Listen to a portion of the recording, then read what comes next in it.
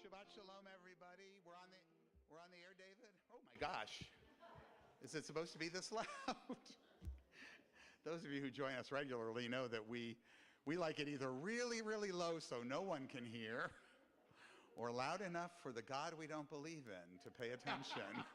How's that? Is that it? Is that okay? Test. All right. It feels a little warm, a little loud to me. I know tonight is first of all, thank you for coming. I can't do. It's too loud.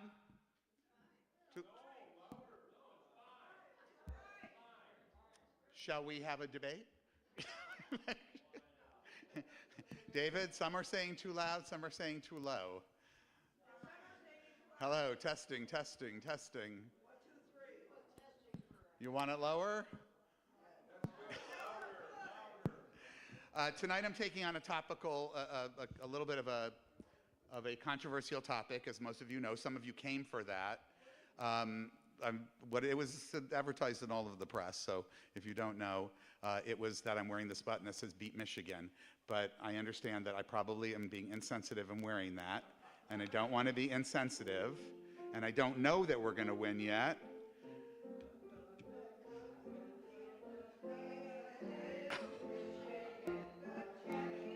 Would you like me to oversing the Eyes of Texas? This, by the way, is no mere passing fancy. I am, thank you, all the livelong day. All right, enough. I am, if anybody ever read my resume when I was hired or went online, I am a genuine graduate of the University of Texas. Proud grad of 1984. Hook 'em horns. And that is all that I will say now. And I took the button off, but I will be looking at it because I'm going to the game tomorrow. No, I can't get to Texas that fast. It's in the large house, the large home. What do you call it? The big house. You know, it's only like 3 more seats than we have, but okay, never mind. And we just call it, you know, the stadium. Huh? They're Yankee seats. Believe it or not, we have the thing that I'm most proud of at the University of Texas is our Hillel. Our Hillel Jewish Student Organization, which got me into so many things. I majored and studied Hebrew and psychology and all kinds of things there. It's a wonderful place. And if you've never been to Austin, Texas, you are missing something because it is just a beautiful and wonderful, fun town to go to. And anyway, so no hate here, no rancor. I'll save that for fending off tomorrow because I don't know how I'm going to be received in my burnt orange. We have a few announcements, and these are on behalf of Audrey. There are 3 sessions coming up to work on the Get Out the Vote mailing. So this is Audrey. I know you can't read what's on her paddle, but now you can see who she is, and you can speak to her about it. We are collecting for the Oakland County Foster Closet. And that is the bin that we've had out in the lobby, and where we usually pile up so many things in our collections, we have not received too much for this. I think maybe because the building's been less busy, as our Friday nights have been during the summer. We have coming up on September 29th, the ADL, the Anti-Defamation League, is sponsoring the Walk Against Hate. We have a team, but it's not much of a team yet. I think right now it's Audrey and me and Arthur. So we'd like more people to come, and if you'd like to register, please see Audrey. And I think that was it, right? Okay, I think that was everything. So Arthur, I'm going to, oh, there we go. That was the next thing I wanted to talk about, which was our hopefully happening member retreat, May 2nd through 4th in Cincinnati, Ohio. And we're staying at that beautiful hotel right down there, the Summit. And Arthur, if you'll go to the next slide. It's an easy drive, right down I-75, just 4 hours. And we've got a wonderful agenda planned, the next slide. And that includes a program at the only humanistic congregation that's not, I think, or one of 2 that's not affiliated with our movement. And the story of how that happened, I'm going to share a little bit during the high holidays, but only a little bit because I've told the bigger story of how they once tried to join the Reform movement and were rejected. But they have a brand new rabbi there. She's a wonderful person, and I'm very much looking forward to the opportunity for us to go there and spend Shabbat with them and share ideas, see what we do that's different than what they do, and so forth. The next day, all kinds of activities and things planned, mostly amongst ourselves. And on the last morning, we're going to go to the Hebrew Union College, which is the seminary where Sherwin was ordained, and I was ordained. And so you can call it in some ways the home of humanistic Judaism, although it really isn't. This is. But we're also going to, while we're there, visit the Skirball Museum of Art, which is a Jewish museum, world-class Jewish museum. This is one of their branches. The American Jewish Archives, the largest collection of American Judaica, particularly written items in the world, and the Rare Book and Manuscript Museum at the library there, the Cloud Library. This campus, I have a feeling, is destined for closure. The rabbinical school went out of business this year. They had 4 campuses, and the popular ones are Los Angeles and New York and Jerusalem, not this one. But I lived in Cincinnati for those years, and it was a wonderful place. That's my other alma mater, but they don't play football. And I don't even think we had colors. All right. I think that's all the announcements, so we'll turn the page here. We'll begin. I'm sorry, now I've been talking so much I hurt my voice. As our candles stand before us waiting to be set alight, we take a moment now to recall our ancestors. Like them, we seek on Shabbat to dispel the darkness and banish the cold, to bring glowing softness, warmth, and safety into our homes, our communities, and our lives. May our Shabbat lights inspire us to heal and not to harm, to help and not to hinder, to praise and not to curse. May the dancing flames of the candles kindle warmth within our hearts, wisdom in our minds, and passion in our lives. And I'd like to invite Beverly Shapiro to light our Shabbat candles.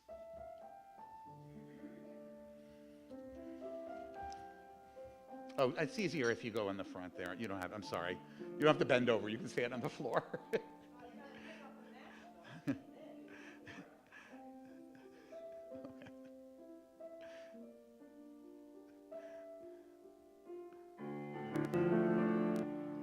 Baruch haor ba'olam, Baruch haor ba'adam,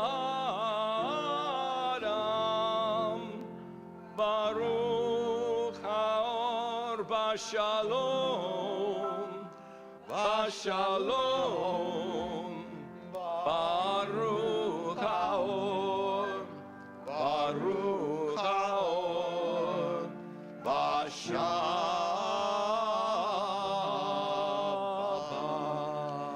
Our readers tonight are Gail Whitty, Jean Clarich, Roberta Slade, Audrey Pleasant, Jerry Lieberman, Susan Walker, and Lonnie Fleischer. And we'll begin with Gail.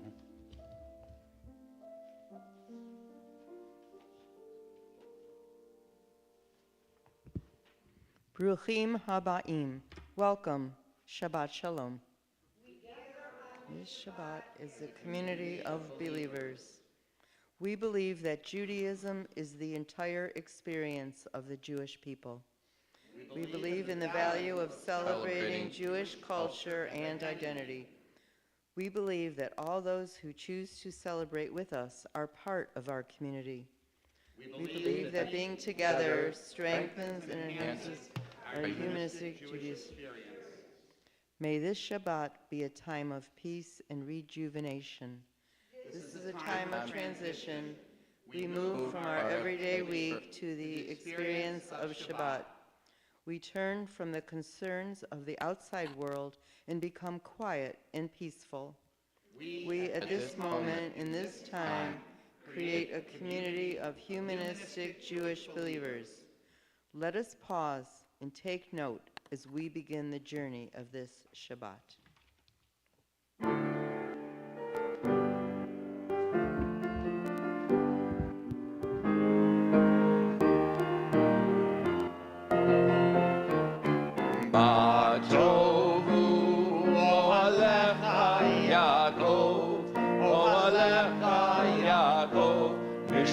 Teka Yisrael, Ma tovu ohalecha Yaakov, ohalecha Yaakov.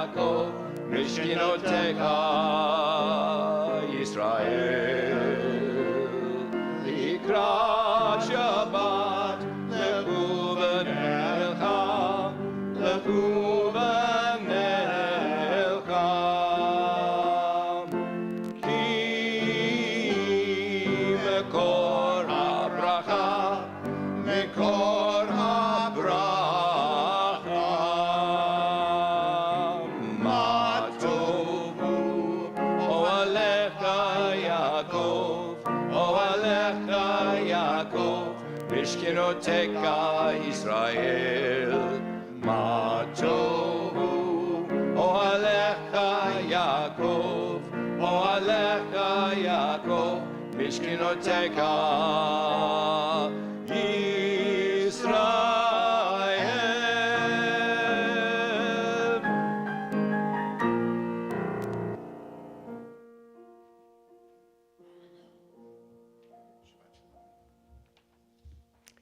Shabbat Shalom. When we meet each other on Shabbat, we think of Shalom, peace. It's right there in the greeting. Shabbat has always been a symbol of peace. Our ancestors called it a taste of the world to come. The peace that they sought to create on Shabbat teased them with hopes that such calm might one day prevail throughout the world. Perhaps it was just a fantasy, but it gave them comfort nonetheless. Today we understand that if we desire such a world, it must come through our own work. Perhaps Shabbat can remind us of that. Shabbat Shalom. May we all enjoy a Shabbat of peace.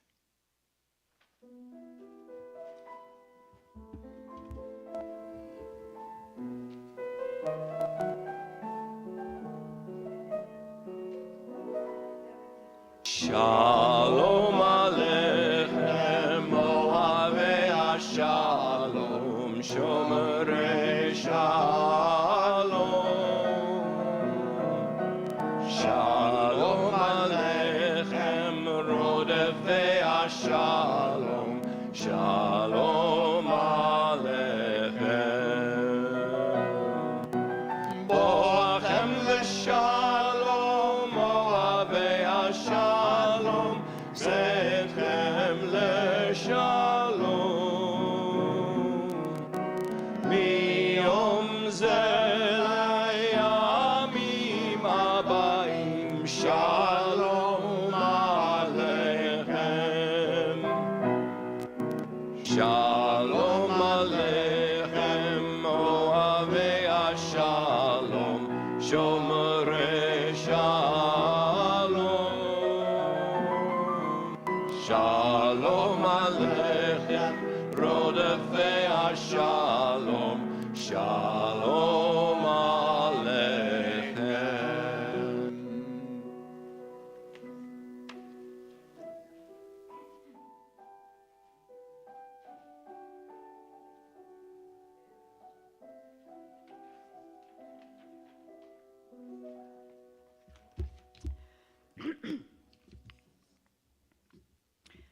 When our ancestors pondered the marvels of nature, they felt moved to praise.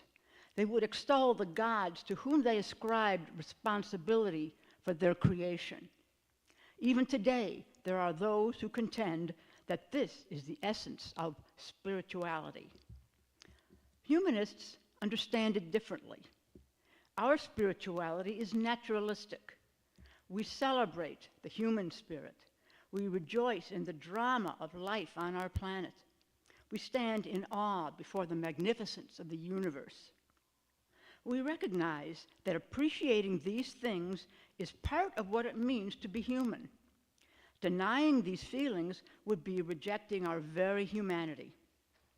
There are certainly good scientific explanations for why we experience amazement at the sight of a mountain peak, sunset, or newborn child. Yet, knowing why we feel this way need not detract one bit from our sense of wonder. So let us continue to burst out in songs praising the joys of life or the beauty of nature, even as we remain fully aware that our praises reach only our own ears. Lachuna ranana, lachuna ranana, lachuna ranana la Shabbat. Lachuna ranana, lachuna ranana, lachuna ranana la Shabbat. Nariya, nariya, layom simchatenu, nikadma b'shalom. Nariya, nariya, layom simchatenu, bizmirot nariya lo. Lachuna ranana, lachuna ranana, lachuna ranana la Shabbat. Lachuna ranana, lachuna ranana, lachuna ranana la Shabbat.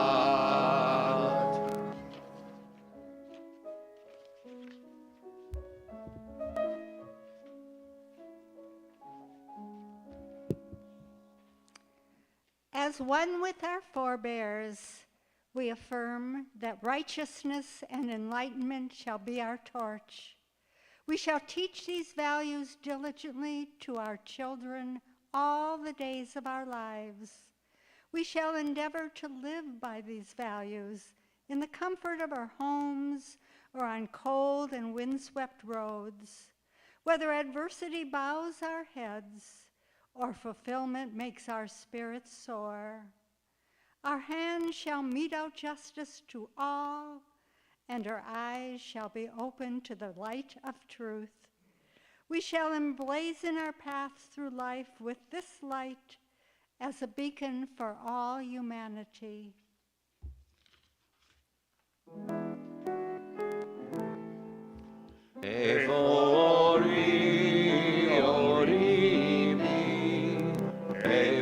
Tikvati, tikvati bi, evo kochi, kochi bi, vegamba, vegamba, evo kochi, kochi bi, vegamba, vegamba.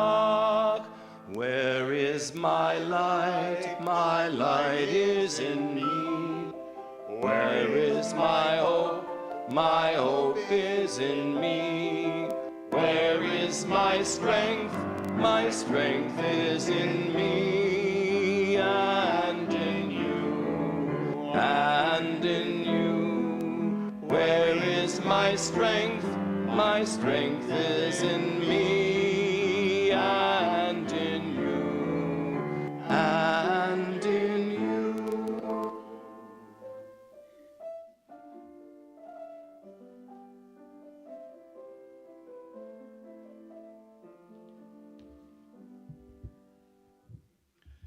For generations, our people spoke of their tradition as perfect and everlasting.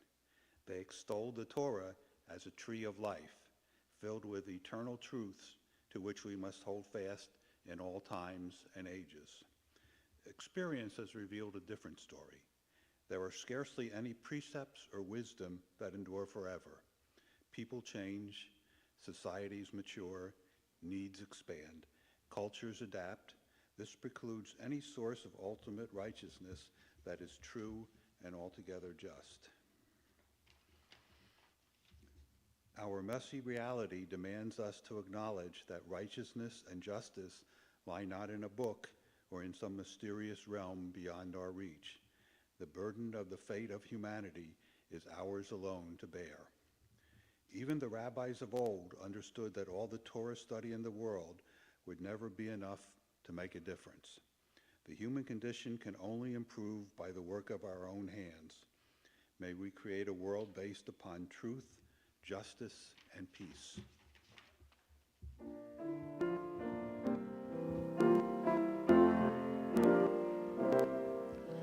Al shlosha devarim ha'olam kayam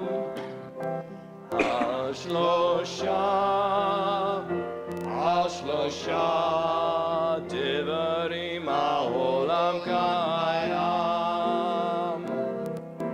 על שלום אמת בידין, ביד השלום, השלום. האמת ביד הדין, ביד השלום, השלום.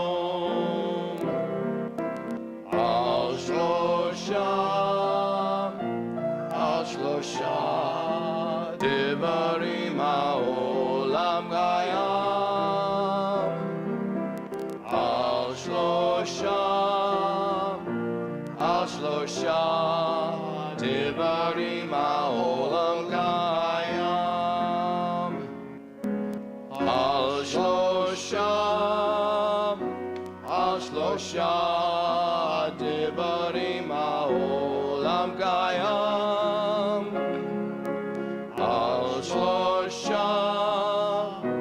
על שלושה דברים העולם קיים. השלום, השלום, השלום.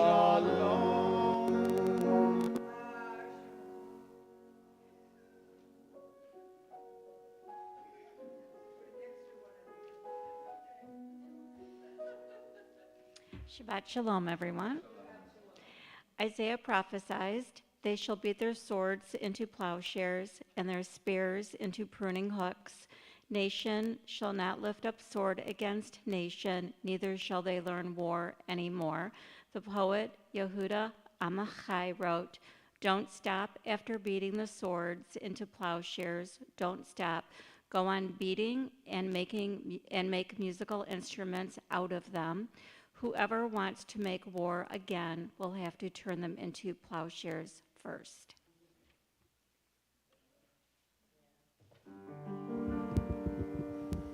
נעשה שלום בעולם, נעשה שלום עלינו ועל כל העולם, ואמרו שלום.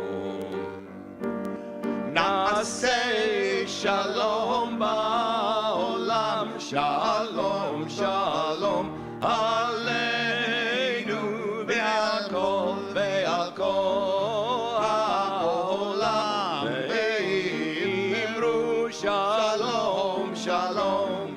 נעשה שלום בעולם, נעשה שלום עלינו ועל כל העולם, ואמרו שלום. נעשה שלום בעולם, נעשה שלום עלינו ועל כל העולם, ואמרו שלום, שלום.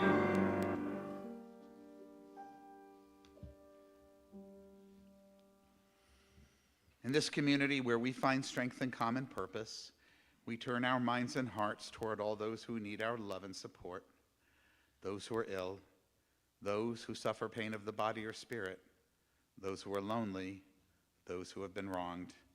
Tonight I have no one on my list, which is nice, but I'm sure that there may be somebody out there that you're thinking of, so we'll start on this side of the room. Yes, Jerry? Thank you. Anybody here on this side? Yes. Miss anybody here? We're here? Yes, Helen? Miriam? Anybody else that we missed at all? May all who suffer know that they are not alone.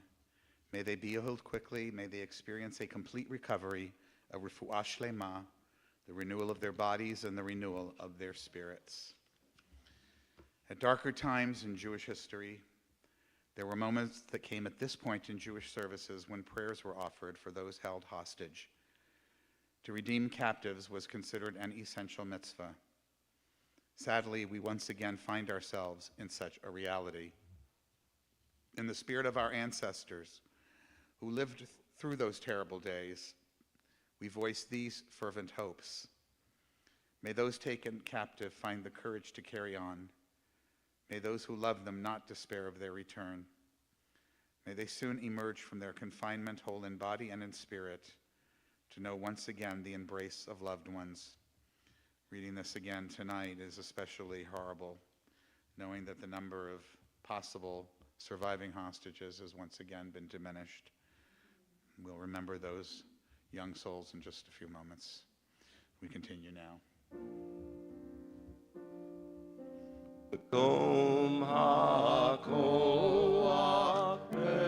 betocheinu, bekorot habracha mechavroteinu. May the source of strength that dwells so deep within us help us find the courage to make our lives a blessing, and let us say Shalom. Mekom hakoach betocheinu, bekorot habracha mechavroteinu. May those in need of healing know refuah shlema, the renewal of body, the renewal of spirit, and let us say Shalom.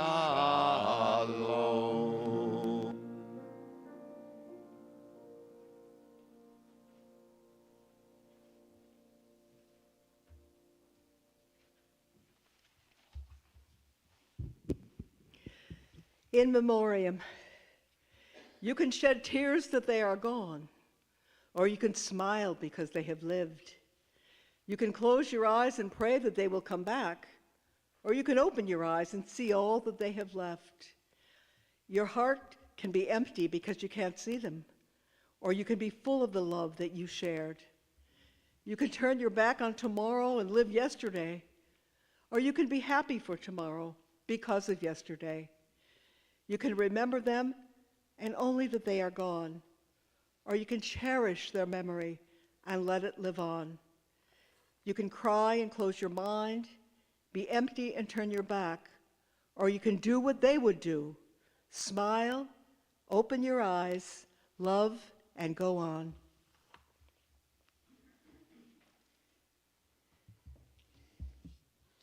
And probably that wasn't the best reading for remembering these young people,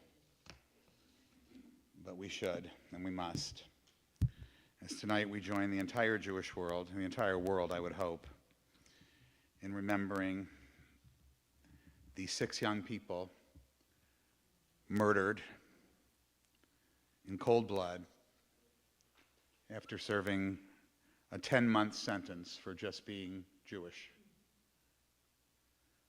Tonight, our hearts turn to the families of Eden Yerushalmi, Ori Danino, Alex Lobanov, Carmel Gat, Almog Sarusi, and Hirsch Goldberg Poland, whose parents, of course, entered our hearts and our lives through their many visits over the internet, into our homes, in person, here in the United States, on tours of the country, an American citizen among these.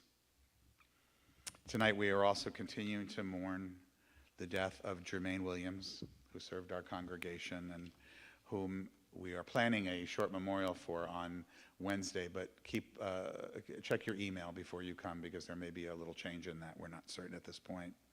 I'm also sad to announce the death of a beloved former congregant, Noreen Zimmer, who died last week. There will be an announcement of it. I'm waiting for her family to get me the information. Noreen was a dear member for a very long time. Her husband, John, died during the pandemic, actually, and we held his memorial on Zoom. This one is going to be on Zoom for different reasons, because there's so many people scattered everywhere. And I believe the date will be, well, I don't want to say it because I'm probably going to get it wrong, but you'll get an announcement about it. as soon as he sends the information to me. She was my friend, and I dearly miss her too, and have since she left. We are also mourning the friend of a YouTube member of our congregation, a woman named Ronit Cohen, Zichra Livracha. And we observe tonight the yahrzeits of these beloved members of our community and their loved ones, of William W. Brown, Archie Green, Jerry Hooker, Cindy Klein, Gode Medier, Charlotte Nelson, Fred Nolish, Nathan Pritz, and Audrey Klein Robinson. And if there's someone whom you're thinking about who is not on any of these lists tonight, I invite you, as we did earlier, go around the room. Anybody on this side? Okay, anybody over here? I'm sorry, who did I miss? Joseph, I'm sorry. Victims of the Georgia high school shooting. Oh, yes, indeed. Thank you. Georgia The high teachers school and the children shooting. who were killed in that horrible shooting, which we've experienced so many times. We say, Yehi zichram livracha, may their memories be a blessing, by which we express our hopes that as we go through our lives without them, we will occasionally feel their presence and be blessed by beautiful memories and the love that we shared. And now, if you can do so comfortably, I invite you to please rise as together we recite the Kaddish, the humanistic interpretation of the Kaddish. Nit gadal v'nit kadash beruach ha'adam. Let us enhance and exalt ourselves in the spirit of humanity. Let us acclaim the preciousness of life. Let us show gratitude for life by approaching it with reverence. Let us embrace the whole world, even as we wrestle with its parts. Let us each in our own way take up our share in serving the world and seeking truth. May our commitment to life help us to strengthen healing of spirit and peace of mind. May healing and peace permeate and comfort the house of Israel and all those who dwell on earth. And let us say, Ken Yehi, may it be so. Please be seated. I don't know why I always do this, because, you know, it's one of those Jewish traditions that really means nothing. I mean, taking off my watch. Did any of you ever hear that old joke? No? About the man in the synagogue who's never been to a synagogue before. He says, oh, what's the rabbi doing now? And the man explains it to him. He says, now he's doing this now. What is that? The man explains to him. And now this business of taking off his watch, what does that mean? Oh, that means nothing at all. I thought you all knew that one. But occasionally I do look over it.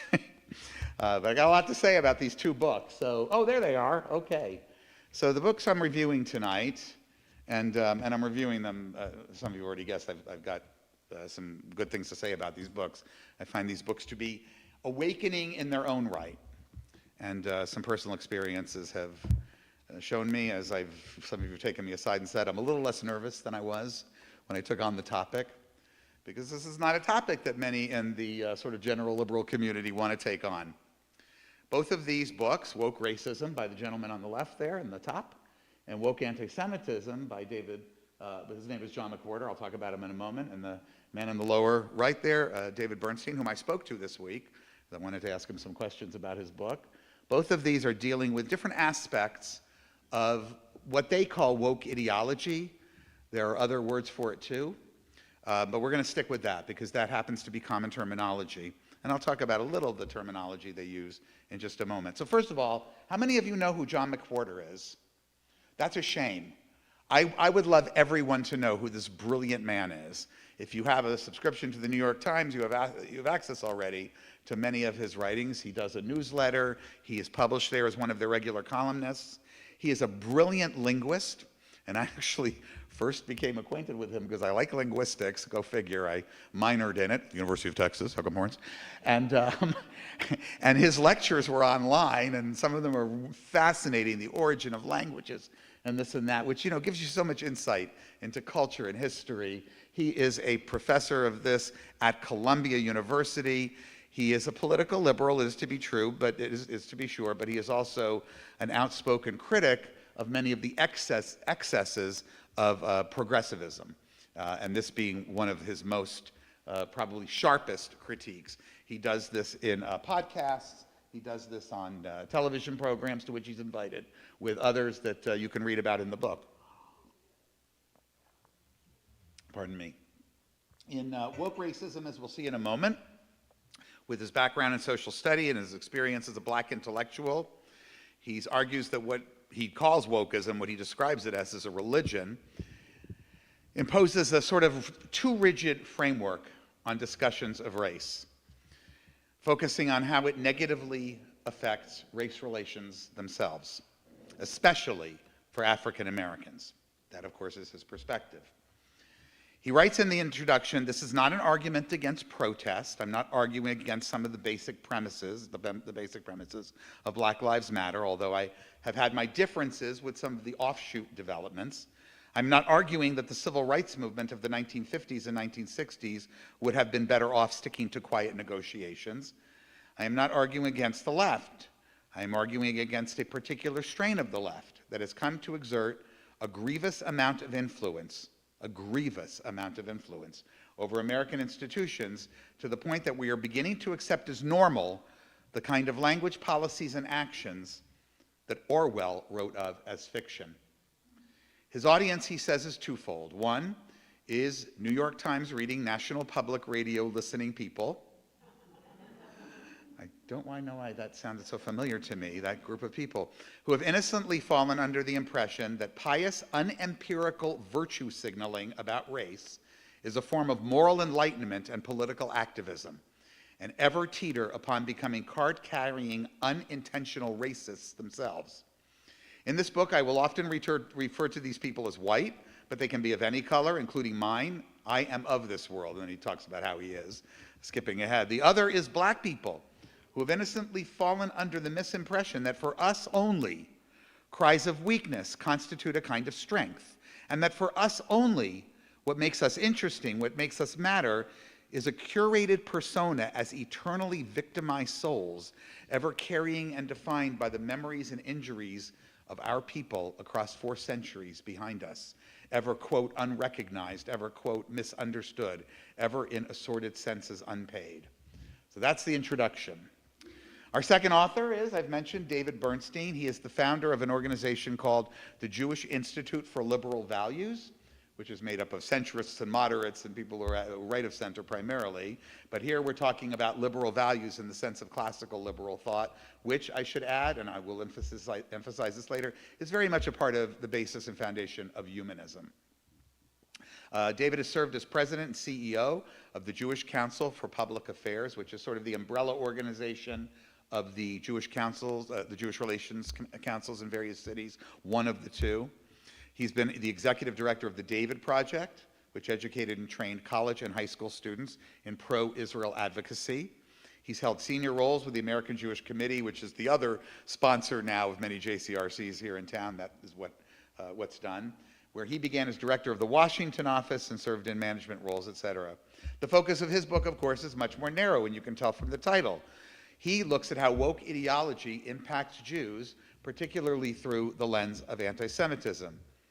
His critique is about the ways in which identity politics and intersectionality, and I'll explain what he means by both of those terms shortly, but I think you have at least probably a surface understanding, at least what we mean by identity politics, that these two things within woke movements have marginalized Jewish voices and exacerbated anti-Semitism.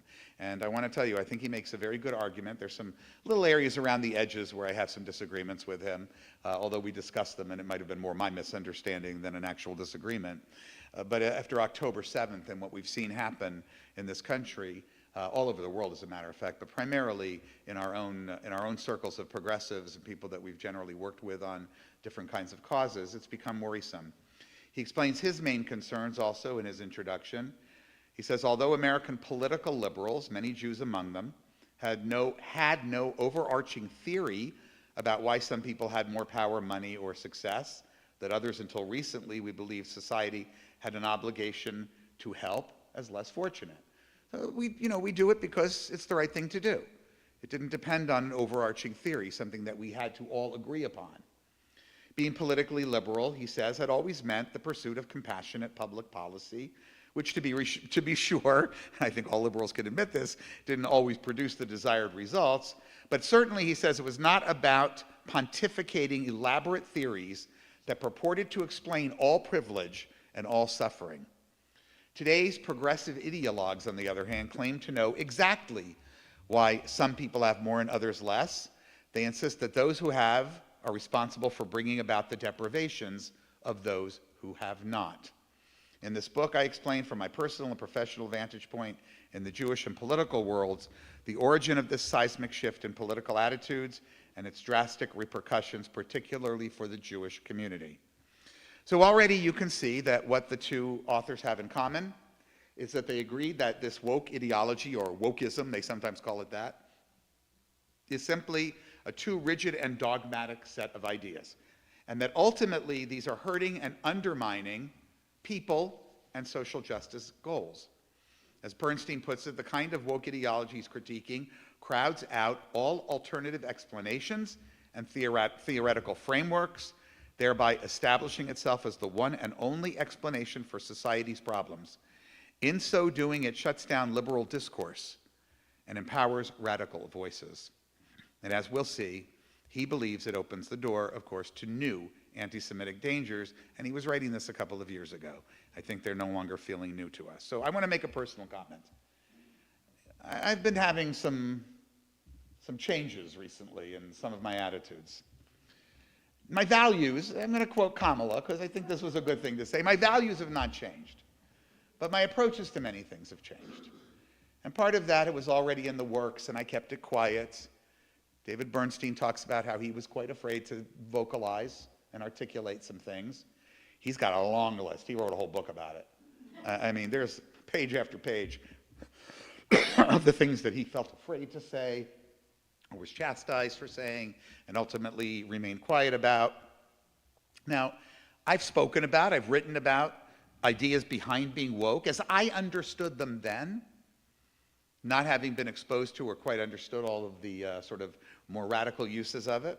And I've commented positively on them. Some of this includes critical race theory. And David Bernstein, too, will say that, you know, taught in schools in a certain way, this is the thing you should be aware of, but not that it should be inculcated. And John McWhorter says exactly the same thing. The critical race theory did have a role in bringing about some additional, and I would say important, awareness after the murder of Lloyd George and the rise in visibility of Black Lives Matter.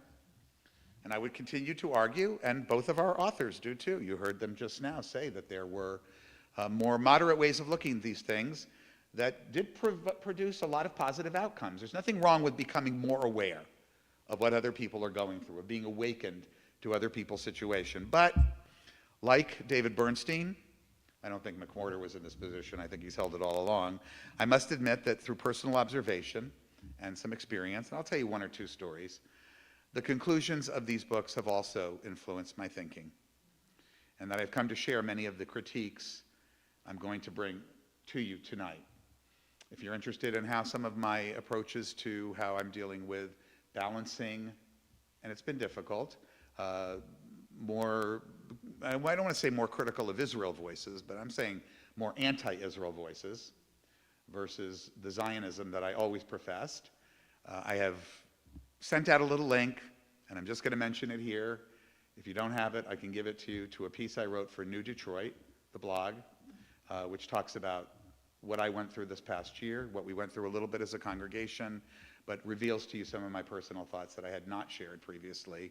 And I hope you'll take an opportunity to read that. You can go to nu-detroit.com, nu-detroit.com, and just scroll down. You'll see a piece called "Let There Be No Doubt I Stand with Israel." All right, so let's get started with the actual review. Let's talk about a few of the concepts real briefly. Woke ideology, what do we mean by that? Intersectionality, identity politics.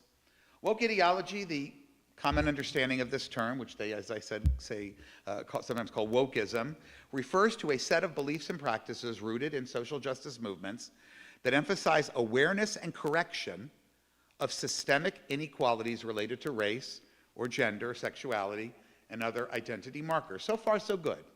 Nobody's arguing that there have not been systemic abuses.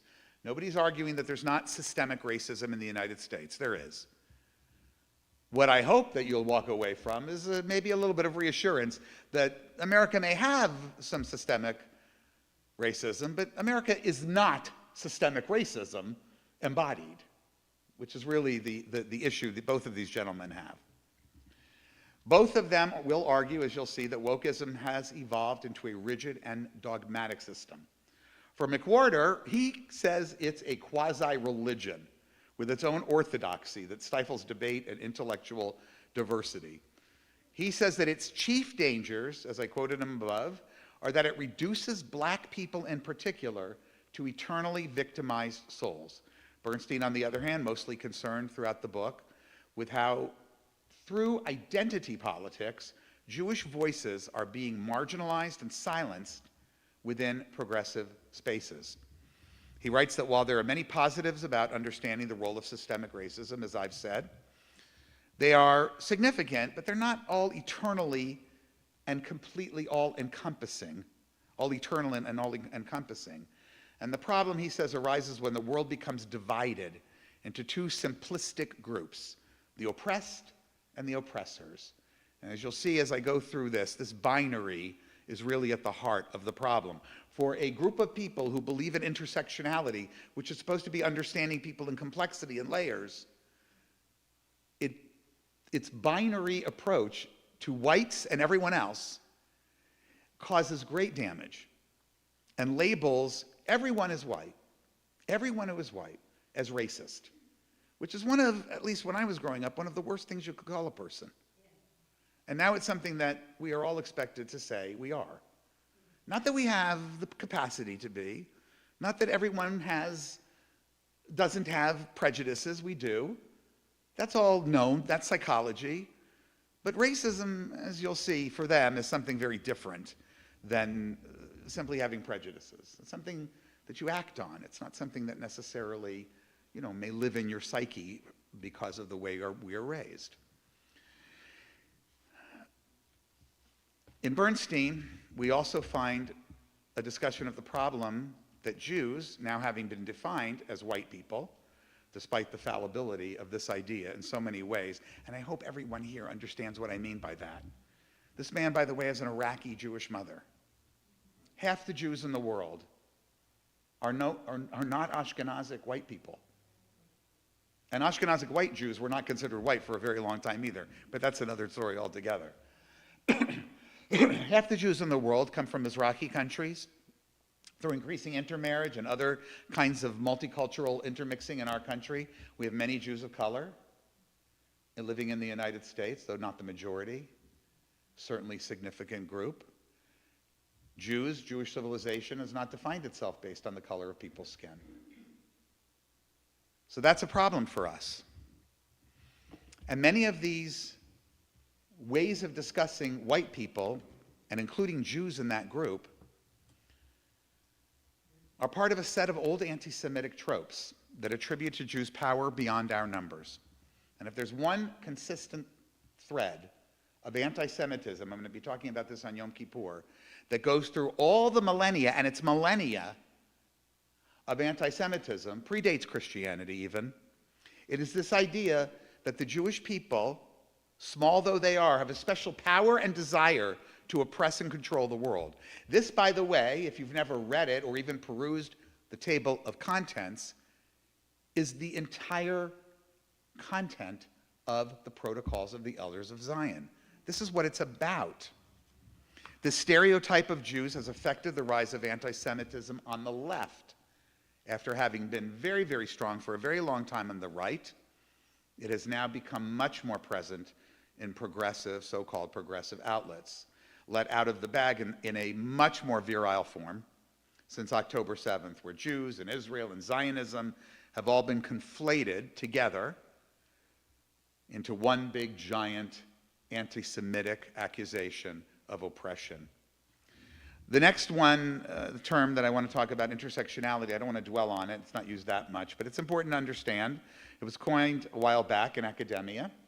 It was a framework for understanding how various forms of oppression, racism, sexism, classism, intersect and compound with each other. In that sense, it was actually a very positive kind of thing, because people could understand how women navigate the world in a certain way, and how men do and gay people do and all kinds of folks do in different ways. A Jewish gay person like me, you know, we're dealing with multiple kinds of issues. That's a very kind of personalized way of looking at it. Very much not in keeping with how this ideology has been taught and, as I've said, inculcated, indoctrinated into many people's minds. It was originally used to describe some unique experiences of black women in third wave feminism.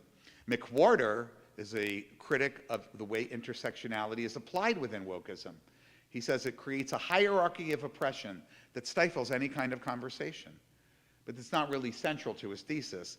Bernstein, however, as I mentioned, is half Mizrahi, half Iraqi. His father is Ashkenazic. He focuses on how intersectionality marginalizes Jewish identity in the way it places Jews in the category of oppressors, and ironically ignores the complexity of Jewish experiences. And finally, we have this word or this term, identity politics. I must admit, I've heard it used so many times I've kind of lost the thread as to exactly what it means, but I can tell you what they mean by it.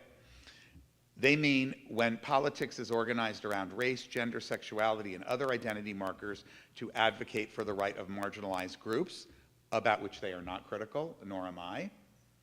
They don't criticize the need for a certain amount of this.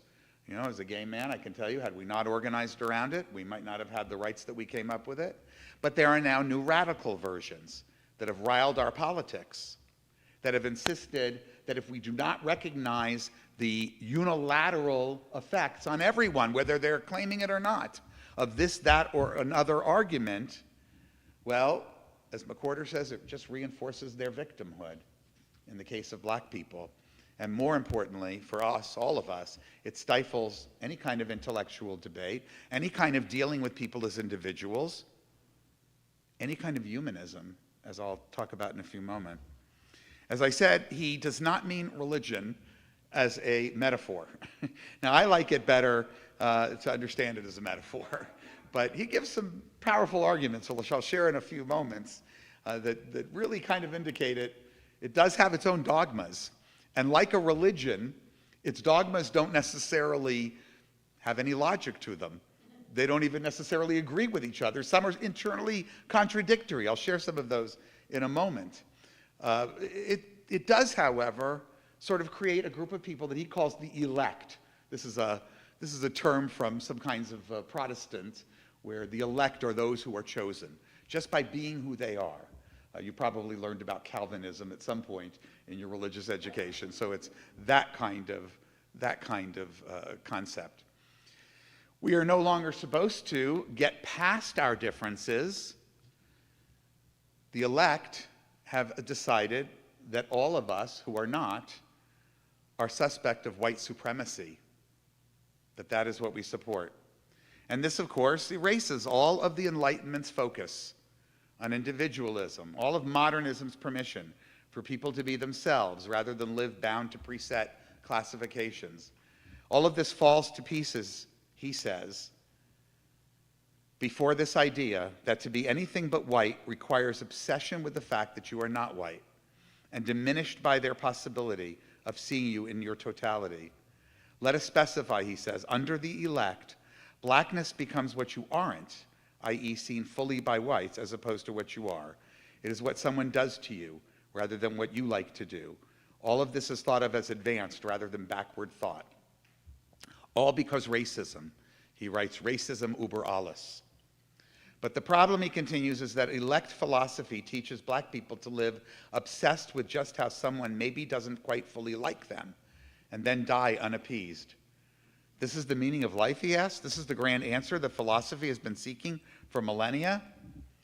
Educated whites clap back at the idea that the essence of being black is how whites don't see you, as the New York Times film critic A.O. Scott, ironically writing that racism is what makes us white. That's a quote from A.O. Scott. Racism is what makes us white. So I hope that this illustrates to you the binary that's being created here. Bernstein critiques how identity politics within progressive movements, of course, has the effect of then leading to the erasure and mischaracterization of Jewish identity. For Bernstein, what's being erased is the complexity of being Jewish, as I said. He brings to us this wonderful piece, or this little quote that he has in the book from a writer named Batya Sargon-Unger. Are you familiar with her? So I want to recommend a website to you. It is actually one of the fastest growing news and opinion websites in the country. It's called The Free Press. It is not the Detroit Free Press. And I'm sorry, I don't have the exact URL for that. But it's easy enough to find. It's got several 100,000 subscribers now. It was founded by Barry Weiss, who famously sort of wrote her j'accuse in the New York Times, where she was hired as a liberal commentator and then was told that she was drifting too far afield of progressivism. She's a brilliant woman. I admire her very much. Batya Sargon-Unger, also Jewish. She's politically liberal, but she has these issues. He says that in 2021, she told him in a podcast interview that she wrote for The Forward, she used to work for, that Jews are now, as a result of all this, in a state of moral confusion. And this hit home. The Jewish community right now is in a crisis of moral authority around race. They have lost the idea of what it means to be a Jew. And the reason is in anti-racism work, the critical race theory model. There's no objective sense of morality. They have replaced morality with power. Powerlessness has become the moral position of our time, which is evidenced by belonging to a marginalized group. If you are white, you are in power, and therefore, you are not exerting morality, moral behavior. That's my words. What this means is that a person who has more power, who is less marginalized, no longer has the right to a moral position in society. That right has to be ceded to a person with less power. That means that Jews, 92% of whom, according to the latest study, would write down white, identify as white. If we're asked, of course, you know that. Doesn't say Jew on any of those forms. Feel that they no longer have the right to their own moral position. I totally reject that. Our job as Jews is to distinguish right from wrong. And I would add our job as humanistic Jews is to take the experience of humanity and of our Jewish experience to distinguish right from wrong. Bernstein recalls, and this is where it sort of got a little crossover, these two texts, he recalls wanting to invite McWhorter, of all people, to speak about interracial and intercommunal relations for one of his organizations. And he was shot down. You can't do that. The man is too radical. He's too against what we're teaching, too unorthodox, which of course helps me to understand why McWhorter believes this is a religion. Another of the critiques that they both share is the direction that diversity, equity, and inclusion programs have been going in. They both argue that rather than do what most of us think is being done, which is promoting multicultural understanding, they instead promote rigid ideologies of binary, black-white, oppressed-oppressor roles. And McWhorter speaks to this as the infantilization of blackness and of black people. For Bernstein, it's a tool of Jewish identity erasure. And he shares a story, and I'm going to share a personal story as well. This story is about a woman named Nicole Levitt, a staff attorney for Women Against Abuse. This is an organization in Philadelphia that supports women experiencing domestic violence. She defends domestic violence victims in court. She loves her job. She's also an Orthodox Jew whose primary identity is Jewish. Like many organizations in its sector, the organization took upon itself a DEI process after the George Floyd murder. This was in response to what they called the violence, erasure, and racism currently being levied at the black community in the United States. Employees at this legal center, Nicole among them, were divided by race and forced into affinity groups, with a white group directed to focus on anti-racist ideology. According to a complaint that she filed with the EEOC, the Equal Employment Opportunity Commission, activities in these racially segregated groups mandated sharing, quote, with vulnerability and honesty as co-workers unpack how and where anti-blackness showed up in childhood, young adulthood, and how it manifests today for them as white people. Groups were asked to engage in sharing positive, negative, current, and past memories of whiteness and white people and blackness and black people. Then the white affinity group was asked to sign a contract stating, quote, "They own that all white people are racism, and I am not the exception." When people tell you that there are excesses happening in DEI groups and efforts, this is what they're talking about. I want to just interject for a moment. I asked David this week if he didn't feel that some of the reactions to this, say DeSantis and others, were taking things too far. Here's what I said, and he agreed with me. At least I think he agreed with me, so I don't want to say that on recording and then have him tell me I was wrong. But he, for instance, he reviewed one that was particularly interesting to me. Excuse me, I'm so sorry. About the Don't Say Gay bill. So he noted, and I had looked at it too, for many reasons, that there were 13 different provisions. And I recall thinking that there were 7, 8, 9 of them that were kind of, just normal things, that you wouldn't mind in a bill. And then there were 3 or 4 that were really just out there, white Christian nationalist stuff. And I said to him, and he pointed that out too. I said, this is though the problem, because this is an issue, this sort of excessive ideology that's being foisted on people, that's a real issue.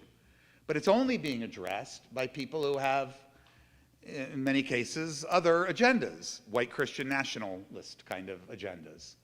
And that, of course, skews it, because now we're talking about book banning. I don't know if you heard, but Ron DeSantis, and I'm off script right now, but Ron DeSantis got so frustrated, he and the people who put that book thing in place in Florida, got so frustrated they had to back it up and create some serious restrictions for who, how, and when, and how many books you could challenge. Because certain groups were exploiting this, who had no skin in the game, no children in the schools and so forth. So this, of course, reminds us that if we let only the extreme on the other side answer the extreme on the other side, then the people who are moderate in the middle, who want to have a sensible debate about these things, we're not going to have that opportunity. And that's why I wanted to bring this to you tonight. Okay, back to my story about Nicole. So this contract that she was asked to sign was beyond her ability to sign, and she refused. So she was required instead to write a definition of allyship to present to the Black Affinity Group. Her organization claimed that because it is based in a large city and serves many clients who are black, all of its employees needed to do this work to make black and brown clients feel safe. The implied threat was that if an employee didn't agree with the anti-racist ideology, the specific way of putting it, where you had to say, I own that all white people are racist and I am not the exception, that they would be making the clients feel unsafe and hence disqualifying themselves as professional advocates. At first she said I wasn't going to speak out. I thought it would just be kind of rude. I'm sorry, I misread that. I thought I would just kind of write it out. That's what she said. But it became so egregious that I felt that I couldn't keep my integrity and not say anything. And I realized there's going to be a price to pay, and there was. And there probably still is, but there's also a price to pay by not speaking out. She initiated legal proceedings. As a Jew, she says, the racial concept of black versus white was irrelevant. I've never considered myself in those terms, and I didn't want to take part in an exercise that it demanded it. The diversity program would force an employment to adopt an identity that she didn't have, and she was against that. I've been to these programs. I was at a program. I had actually helped to plan the entire thing, and we were going to have a, sort of a open conversation about racism. It was a group of humanistic minister types, rabbi types, and so forth. And we brought in a couple of people who were DEI educators. At the time, I hadn't heard that term, but that's who they were, and I know that now. And I had a colleague, I'm not going to say her name, but I had a colleague, she's a little bit senior of me, and she, after hearing all this, wanted to also bring up some other topics like anti-Semitism. She was from a family of Holocaust survivors, and this was something she was very sensitive to, and the speaker shut her down. We're not here to talk about that. That has no bearing on the American experience at all. And she said, what do you mean? I'm Jewish. This has an enormous bearing on me. It's been part of my entire family, our several generations of trauma that we've experienced, and the way that we experience prejudice of all kinds. And the person said, who was leading this, said, do you navigate this world as a Jew or as a white person? Because I see you as a white person. And that's where it ended for me. That's when I began to rethink a lot of things. I wasn't sure what I was hearing. I didn't understand it. Bernstein concludes from this, and stories, I guess, like mine, that wokeism's categorizations of Jews as white oppressors has, and I agree, erased the long history of Jewish persecution. His issue with all of this is that while it was meant to recognize overlapping systems of oppression, that's what multicultural centers and education are supposed to do, it often fails to adequately address anti-Semitism by ignoring the intersection, shall we say, between being Jewish and anything else. So I want to tell you a few of these dogmas that were identified by Dr. McWhorter, because I think this does give, and I'm going to skip around a little because it's getting late and I have too much here, as I always do. But I think that this makes a good argument on the side of calling it a religion, as he does, because he really believes it's a religion. And so what did he do? He created a list of dogmas, and he points out that their internal consistencies alone should give us pause when we think about what this woke ideology really is. So here's number one. And he's listing these are verbatim from DEI things. I believe he's pulling these verbatim. When black people say you have insulted them, apologize with profound sincerity and guilt. However, never put black people in a position where you expect them to forgive you. They have dealt with too much to be expected that. 2, there's a second one. He paired them up, but there's really 10. Don't assume that all or even most black people like hip hop are good dancers and so on. And by the way, a lot of these we can agree with, right? Right, black people are a conglomeration of disparate individuals. Black culture is code for pathological, primitive ghetto people, so don't ever use that term. He says, and this is again quoted from them, however, never expect black people to assimilate to white social norms because black people have a culture of their own. Number 3, silence about racism is violence. However, always elevate the voices of the oppressed over your own.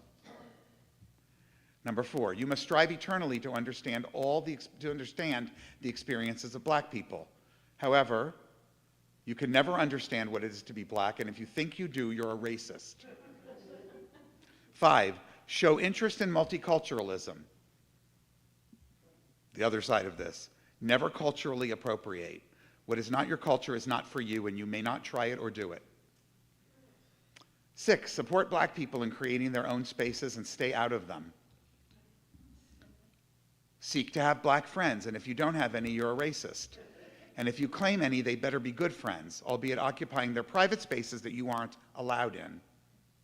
7, when whites move away from black neighborhoods, it's white flight.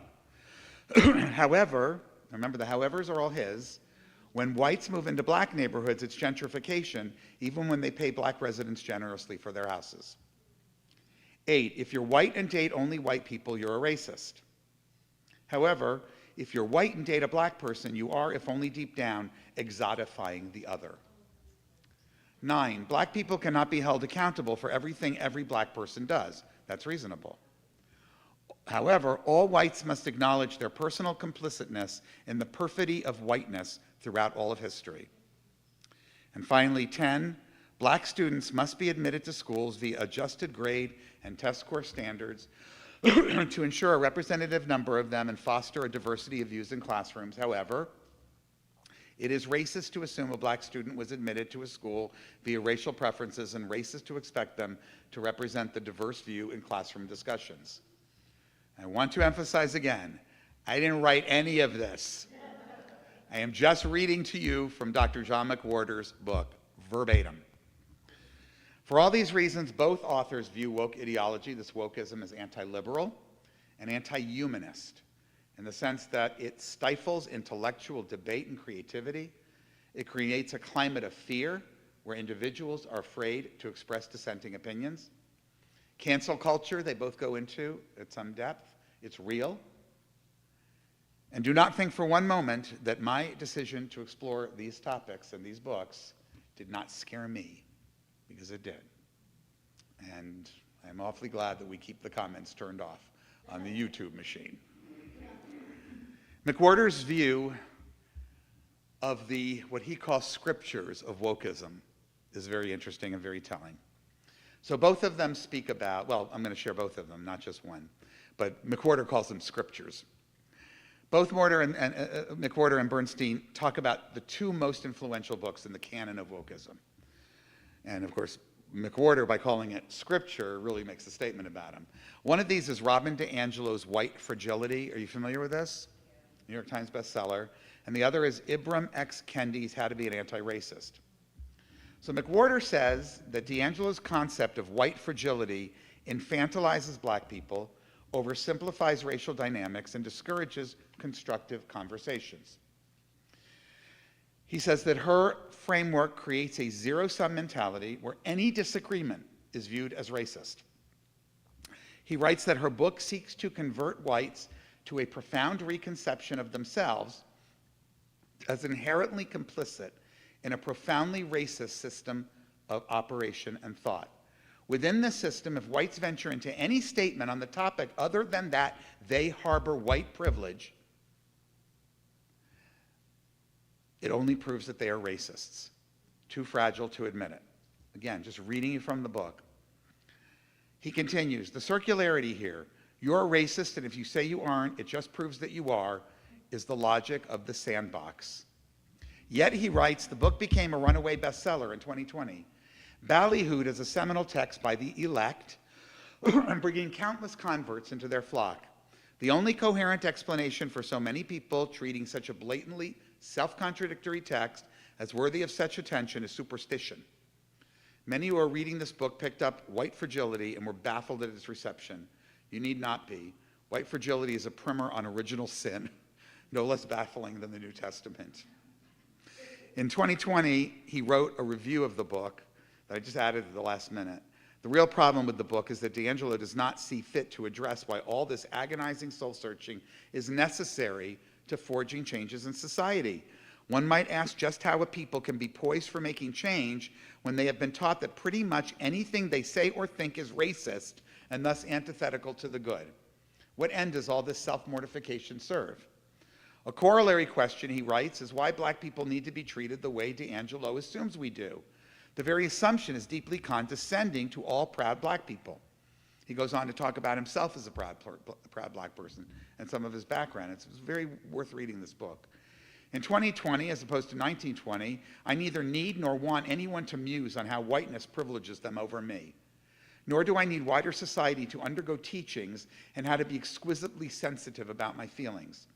I see no connection between DiAngelo's brand of re-education and vigorous constructive activism in the real world on issues of import to the black community. And I cannot imagine that any black readers could willingly submit themselves to her ideas while considering themselves adults of ordinary self-regard and strength. Few books about race have more openly infantilized black people than this supposedly authoritarian tome does. They are books, not Bibles. And I'm sorry, I skipped it. They are books, not Bibles. Those are my words. They're also Bernstein's. And Bernstein added, and I would emphasize this, I already have a religion I don't believe in. Now, both of these people, as we do, of course, admit that there are still many places in American life with deeply embedded racism. But there's a difference between saying, as I said earlier, that there is systemic racism in America and saying that America is systemic racism. I can't believe that any person would run for office in this country, would want to be a leader of this country, would be a candidate for president in this country, or serve as president in this country if they didn't believe in the central ideals of this country, the best of what this country has to offer. Progress is important, and we've had a lot of it. McWhorter reminds us of that this third wave anti-racism, this wokeism, is telling us that we are morally bound to conceive of ordinary statements that once were thought of as progressive, like I don't see color, as racist. Have you heard this? That if you are white, you are to despise yourself as tainted permanently by white privilege in everything you do. That you must accept even claims of racism from black people that make no real sense, the ones I just read you. Or if you are black, you must pretend that such claims are sacrosanct because the essence of your life is oppression. Whatever color you are, he says, in the name of acknowledging power, you are to divide people into racial classes in exactly the way that earlier fights against racism taught us not to, including watching our kids and grandkids taught the same, despite the fact that progress on racism has been so resplendent over the past 50 years that an old school segregation is brought alive to walk through modern America, even in the deepest South, would find it hard not to turn to the side of the road and retch at what he saw. Can any of us doubt that? So what do they believe are the solutions to the societal equities that we do have, rather than this ideology? Well, McWhorter proposes empowerment through individualism and rational debate. And this is a stunningly humanistic idea. And I should add that he has made clear elsewhere that he is a non-theist and that he is a humanist.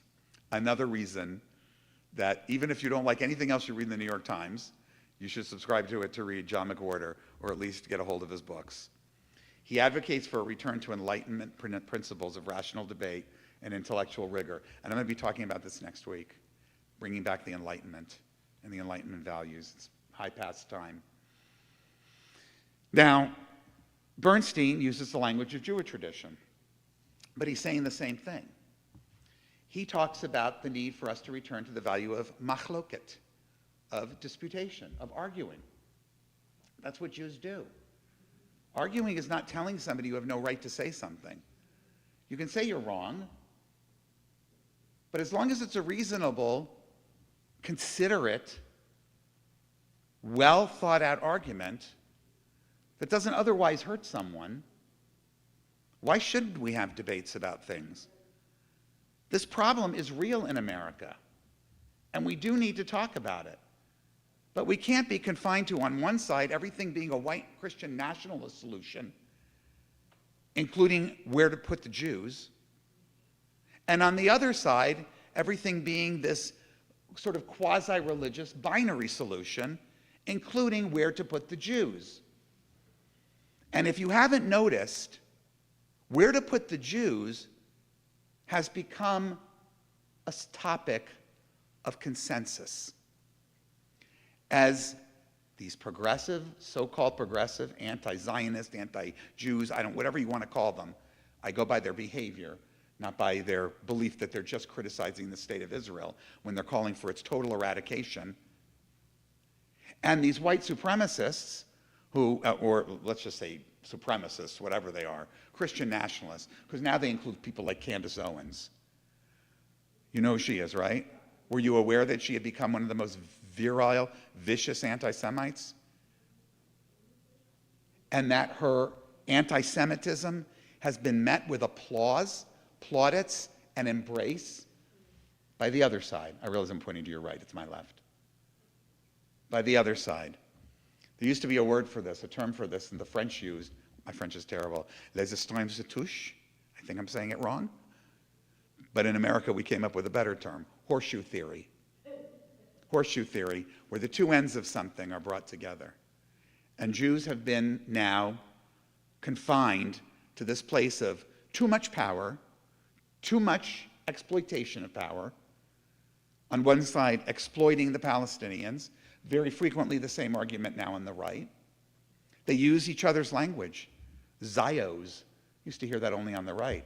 I hear it now all the time on the left. I'm going to talk about that too on Rosh Hashanah or Yom Kippur. Bernstein finally says the solution is a truly inclusive social justice that does recognize Jewish identity, that recognizes that we too are part of a broader struggle, that we too have been oppressed, and that we too have had moments of glory like every culture, and that we have something to bring to the table too. So the hour's getting late, and I have 20 more pages that I'm not going to share with you, because I always do that. But I do want to conclude by saying, obviously, I agree with most of what these two authors are saying. With McWhorter, I would say it's probably 98%. I wouldn't probably have used the religion thing as more than a metaphor, but I get why he does. With Bernstein, it's probably 96.5%. When you read the book, you might figure out a couple areas where I just felt like, I'm not sure that's about this. But by and large, I think we have to have a reconciliation of our own consciences. And we have to assert ourselves as Jews. Humanistic Judaism is about learning from the Jewish experience and the entirety of it. And if we cannot bring that to the table, then we will never have a place at the table. We have suffered, and we have also triumphed. We have shown resilience, and we have shown pain. And all of those are part of both the Jewish experience, the American experience, and the human experience. And we have every right to bring those. We are not just our white skin privilege. No one in this country is just their white skin privilege. We are all many things that is and always was thought to be one of the great strengths of America.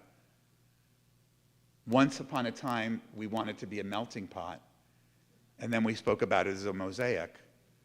But we've actually become a mosaic that sometimes bleeds and melts into each other.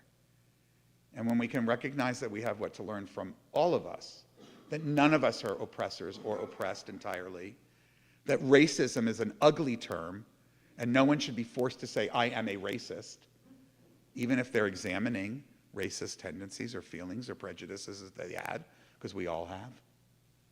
So that's where I'll leave it with you tonight. And thank you for letting me have the opportunity to do this. I really appreciate you coming out for it. Okay. I picked this last song because it talks about how we all can be living hand in hand, and isn't that the dream? Hine ma tovu manaim shevet achim gam yachad. Hine ma tovu manaim shevet achim gam yachad. Behold how good it is when people dwell together, living as one people, hand in hand. What keeps us safe and strong is that we have each other, One human family across the land. Hine ma tovu manaim shevet achim gam yachad. Hine ma tovu manaim shevet achim Gam yachad. Thank you to Joseph for the music, David for the streaming, Arthur for the slides. To all of you, Shabbat Shalom. Join us for our Oneg Shabbat.